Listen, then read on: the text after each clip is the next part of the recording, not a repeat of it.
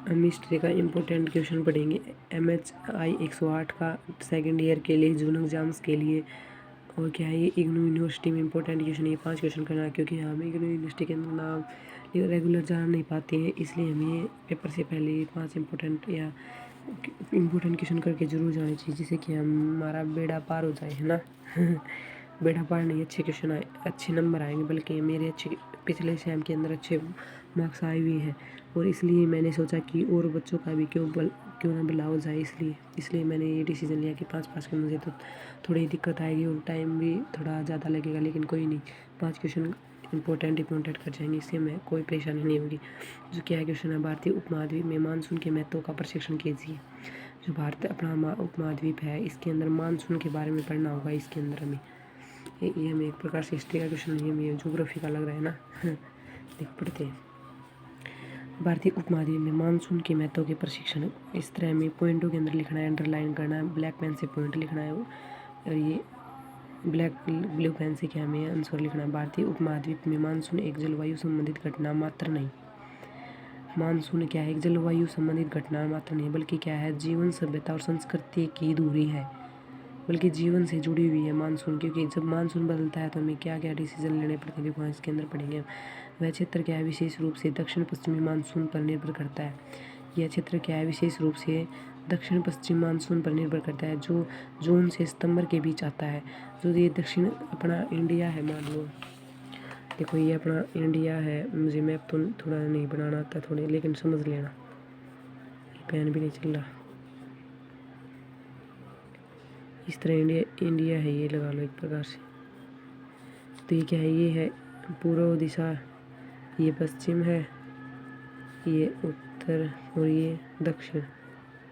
तो ये क्या कह रहा था कि जो ये क्या है, ये दक्षिण पश्चिम मानसून पर निर्भर करता है, जो जून से सितंबर के बीच क्या है आता है। तो ये इस साइड से हमारे, इस दिशा से हमारे भारत के अंदर क्या है, मानसून पहुंचता है। ये यहाँ पर उत्तर में जाकर के इसी मानसून की सबसे ज़्यादा बारिश इसी के कारण होती है। फिर ये धीरे धीरे वापस आता है, तो यहाँ पर बारिश करके जाता है इस साइड से। देखो फिर सबसे पहले तो हमें ज़्यादा बारिश किस साइड से आती है, क्योंकि यहाँ पर समुद्रों से क्या है, हवाएं इस रूप के अंदर क्या है वर्षा करती हैं। यहाँ पर हमारी पहाड़ियाँ भी हैं, यहाँ पर तमिलनाडु, कर्नाटक, महाराष्ट्र जैसे। तो देखो पढ़ते हैं एक बार। जो जून से सितंबर के बीच आती हैं, ये लगभग 75% वार्षिक वर्षा यही प्रदान करती हैं। मानसून का महत्व केवल कृषि तक सीमित नहीं, बल्कि समाज के अंदर आर्थिक, सांस्कृतिक और ऐतिहासिक दृष्टिकोण भी अत्यंत महत्वपूर्ण है। इसे हमें कृषि तक सीमित नहीं रख सकते, बल्कि इससे क्या है, हमारा समाज भी प्रभावित होता है, आर्थिक रूप से भी हम कमज़ोर, यानी एक प्रकार से आर्थिक रूप से भी हमें प्रभावित होते हैं, सांस्कृतिक रूप से भी, ऐतिहासिक रूप से। देखो इसका कारण देखो, कृषि और आजीविका पर प्रभाव क्या पड़ता है। भारतीय उपमहाद्वीप की जनसंख्या का एक बड़ा हिस्सा कृषि पर निर्भर होता है। भारतीय उपमहाद्वीप की जो जनसंख्या का एक बड़ा हिस्सा कृषि पर निर्भर होता है, और यह कृषि लगभग पूरी तरह मानसून की वर्षा पर आधारित है। सिंचाई के साधनों की सीमित उपलब्धता के कारण मानसून के समय और मात्रा का सीधा प्रभाव फसल उत्पादन के ऊपर पड़ता है ना। और खरीफ की फसलें जैसे धान, मक्का, बाजरा आदि पूर्णतः मानसून पर आधारित होती हैं। यदि मानसून समय पर न आए या वर्षा असमान हो तो फसलें बर्बाद हो जाती हैं, जिससे किसानों की आजीविका संकट में आ जाती है। आर्थिक संरचना और ग्रामीण अर्थव्यवस्था। आर्थिक रूप से संरचना और ग्रामीण अर्थव्यवस्था। भारत की जो ग्रामीण अर्थव्यवस्था मानसून पर अत्यधिक निर्भर है। फसल उत्पादन में गिरावट का सीधा असर ग्रामीण बाजारों, कृषि आधारित उद्योगों और ग्रामीण श्रमिकों की मजदूरी पर पड़ता है। साथ ही अच्छे मानसून से ग्रामीण क्षेत्रों में उपभोग और निवेश की प्रवृत्ति में वृद्धि भी होती है, जो व्यापक अर्थव्यवस्था को भी गति देती है।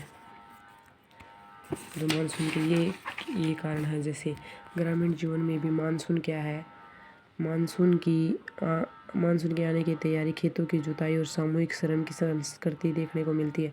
ऐतिहासिक और पर्यावरण है वो इतिहास के दृष्टिकोण से देखा जाए तो भारतीय उपमहाद्वीप की सभ्यताओं का उदय और पतन भी मानसून के उतार चढ़ाव से जुड़ा हुआ है। सिंधु घाटी सभ्यता के पतन के पीछे सूखे और मानसून के कमजोर होने की भूमिका बताई जाती है। सिंधु घाटी सभ्यता के पतन के कारण क्या हो जाता है कि सूखा पड़ गया था, वो बारिश नहीं हुई थी, कई बार कहा जाता है कि बाढ़ आई थी, या नदियों ने उनका रुख बदल दिया था।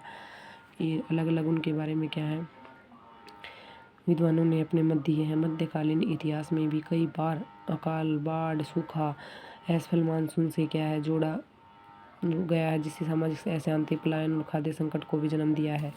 क्या है, अशांति होगी, सामाजिक अशांति होगी, पलायन यानी एक जगह से दूसरी जगह जाएंगे, यानी इस जगह बारिश नहीं हुई तो व्यक्ति क्या है पलायन करेंगे, शहरों के अंदर जाएंगे और अपना और काम धंधा ढूंढेंगे। खाद्य संकट क्या है, खाद्य संकट यानी खाने वाली वस्तु के अंदर संकट पैदा हो जाएगा। जलवायु परिवर्तन और मानसून में अनिश्चितता, अगर जलवायु परिवर्तन और मानसून में अनिश्चितता हो जाए यानी निश्चित समय पर न आए तो क्या होगा, वर्तमान में जलवायु परिवर्तन के प्रभाव के कारण क्या मानसून की अनिश्चितता बढ़ती जा रही है। वर्षा के समय, स्थान और मात्रा में असमान देखी जा रही है, जिससे न केवल कृषि बल्कि समस्त पारिस्थितिकी तंत्र प्रभावित हो रहा है। वैज्ञानिक अध्ययनों के अनुसार मानसून में हो रहे परिवर्तन भारत की खाद्य सुरक्षा, जल सुरक्षा और सामाजिक स्थिरता के लिए चुनौती बनती जा रही है। क्या है कि ये जैसे कि हम किसान है, एक प्रकार से लगाओ किसान है तो हमें पता है कि जब ये टाइम के ऊपर मानसून नहीं आएगा तो ये खरीफ की फसल को अलग से बारिश चाहिए, अलग से वातावरण चाहिए, है ना। तो शहरी जीवन और मानसून क्या है, जहाँ एक और ग्रामीण क्षेत्र मानसून के आगमन से राहत पाते हैं, वहीं शहरी क्षेत्रों में मानसून अक्सर बाढ़, जल जमाव और ट्रैफिक जाम जैसी समस्याएं। देखो ग्रामीण में तो क्या है अपनी फसल अच्छी होगी, और शहरों में क्या होगा, इससे मानसून अक्सर बाढ़ आ जाती है, क्योंकि सभी देखिए सभी तौर से पक्का ही पक्का। और जो गांव के अंदर होती है, जो ज़मीन होती है मिट्टी के अंदर जो पानी सोच लेती है, और क्या है जल जमाव हो जाता है, ट्रैफिक जाम हो जाता है, जैसी समस्याएं आती हैं। महानगरों में जल निकासी की उचित व्यवस्था क्या है, इसकी विपरीत कमज़ोर मानसून से मंदी, महंगाई और बेरोजगारी जैसी समस्याएं उत्पन्न होती हैं। और क्या होता है, जल संसाधनों की पुनः पूर्ति। मानसून क्या करता है, भारतीय उपमहाद्वीप के जल स्रोतों को पुनः भरने का सबसे बड़ा साधन है। इसे क्या है, नदियाँ, झीलें, तालाब, भूजल और जलाशयों में जल मानसून के कारण ही स्थिर रहता है।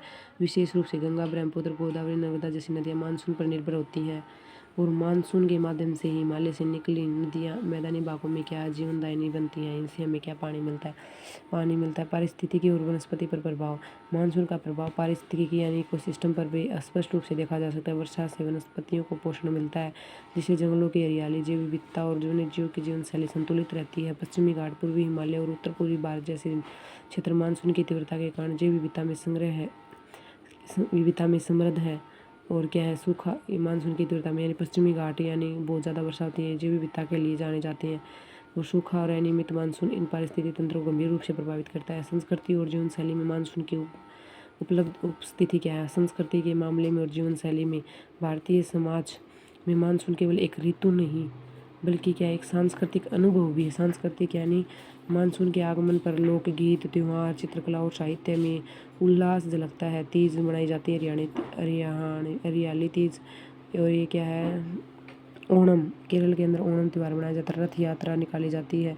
जैसे कई पवन मानसून से जुड़े हुए हैं। मानसून पर आधारित साहित्य में कालिदास की मेघदूत एक विशिष्ट उदाहरण है। मेघदूत उन्होंने कालिदास जी ने अपनी जो पुस्तक लिखी हुई है मेघों के ऊपर लिखी हुई है, यानी बादलों के ऊपर, यानी प्रकृति से संबंधित है। होने के कारण मानसून क्या है, आपदा का रूप ले सकता है। विशेष रूप से मुंबई, कोलकाता, चेन्नई जैसे शहरों में मानसून एक चुनौतीपूर्ण समय होता है। क्या है, क्योंकि यहाँ भीड़ भाड़ वाला इलाका होता है, सबसे ज़्यादा क्या है जनता रहती है इस एरिया के अंदर। फिर निष्कर्ष, भारतीय उपमहाद्वीप में मानसून केवल एक मौसमी घटना नहीं बल्कि संपूर्ण जीवन प्रणाली का मूल आधार है। ये सभी जो प्रकार से जो आर्थिक है, सामाजिक सभी स्थितियों को क्या करता है, प्रभावित करता है। यह क्षेत्र की कृषि, अर्थव्यवस्था, पारिस्थितिक, संस्कृति और इतिहास से घनिष्ठ रूप से जुड़ा हुआ है। मानसून की अस्थिरता का प्रभाव न केवल किसानों और ग्रामीण समाज पर पड़ता है बल्कि राष्ट्रीय अर्थव्यवस्था, देश की अर्थव्यवस्था के ऊपर और सामाजिक ताने बाने पर भी दीर्घकालीन प्रभाव डालता है। इसलिए मानसून के महत्व को समझते हुए जल प्रबंधन, टिकाऊ कृषि और जलवायु अनुकूल की रणनीतियाँ विकसित करना आवश्यक है, ताकि मानसून के लाभों को स्थायी और समावेशी विकास में परिवर्तित किया जा सके। वीडियो अच्छी लगी हो तो शेयर, लाइक और कमेंट जरूर करना। और जय हिंद, जय भारत।